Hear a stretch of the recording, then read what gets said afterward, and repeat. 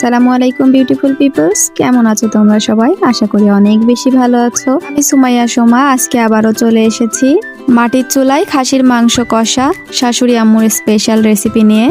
Trust me, আম্মুর এই মাংস রান্নাটা এত মজা হয় কি বলবো। তো চলো কিভাবে আম্মু রান্না করে সেটাই তোমাদের সাথে শেয়ার করবো আজকে। প্রথমে আম্মু কড়াইতে সয়াবিন আর সরিষার তেল মিক্স করে দিয়ে দিয়েছিল, আর তারপরে আস্তে আস্তে মাংসগুলা দিয়ে দিচ্ছিল।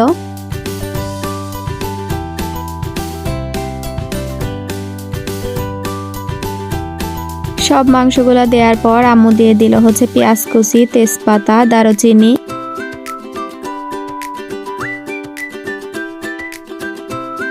আর সাথে কাঁচা ঝাল মাঝখান থেকে কেটে দিছিল, আর দিছিল আদা বাটা, রসুন বাটা, লবঙ্গ আর গোলমরিচ।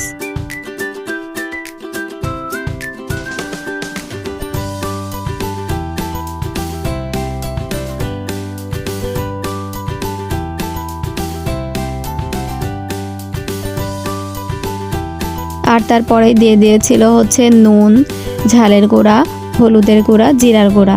সবকিছু দিয়ে দেওয়ার পর আম্মু ভালোভাবে মাংসগুলা মাখিয়ে নিল। অনেক ভালো করে এই মাংসটা মাখাতে হবে। মাংসটা মাখানো যত ভালো হবে মাংসের টেস্টটাও কিন্তু ততই ভালো হবে।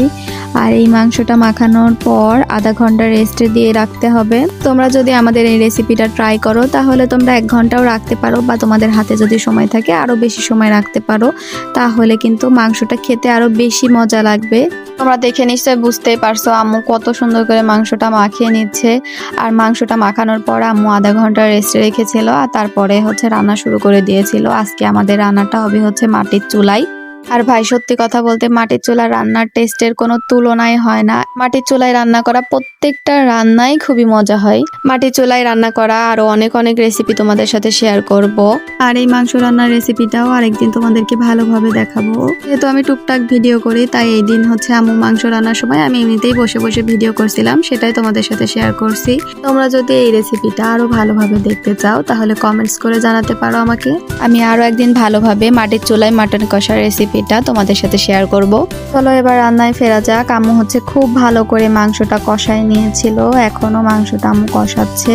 আর তারপরে মাংসটা সিদ্ধ হওয়ার জন্য পানি দিয়ে দিয়েছিল। সবকিছু ভিডিও করা হয়নি, আমি তো তোমাদেরকে আগেই বলেছি। আমি এমনিতেই ওইখানে বসে বসে টুকটাক ভিডিও করতেছিলাম।